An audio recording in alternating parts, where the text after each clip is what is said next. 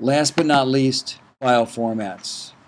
Something's really important to understand is that everybody thinks of MP3s as the digital file format, but the full bandwidth file formats are WAV, SD2, which stands for Sound Designer 2, which is what Pro Tools used to be called before it was called Pro Tools. It was called Sound Designer. So they had their own system of data file management.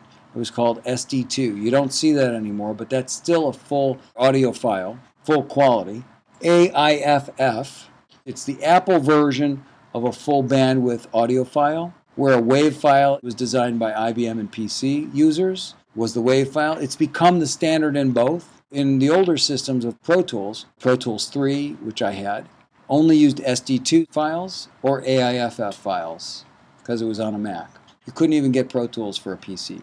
Then they included WAV, and that becomes the standard. AU is an interesting file format. It's a full bandwidth file, and it is called audio units.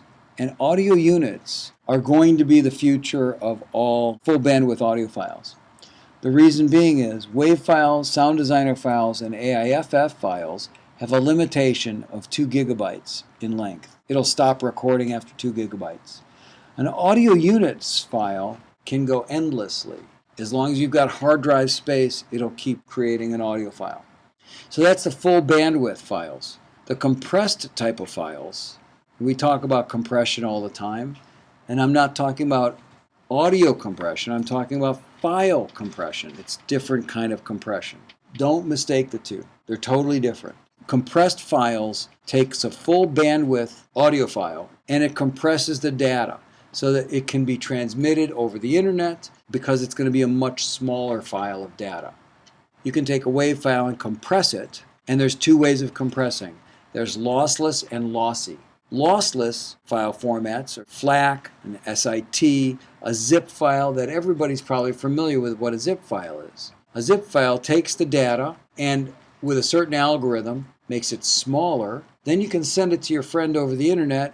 Their computer gets the zip file and knows what you did to it and reconstitutes all the data that's been taken out of it and becomes full WAV files again. So you don't lose any data. It's just like taking a basketball and taking the air out of it so you can send it through the mail. And then when it gets to the other side, they blow it back up again. And it's exactly what it started like. But on the other hand, compressed lossy files takes data and decides what's important data and what isn't important. And it destroys the unimportant data and makes it smaller by throwing data away that you can never get back. One of those types of files is an MP3 file. An AAC file is what iTunes used to use. The WMA is the counterpoint to the AAC file, is more of a Mac-centered compression, where a WMA is a PC kind of a format. The compressed files, or an MP3, once it's changed into one of those formats, it can never be brought back to full quality.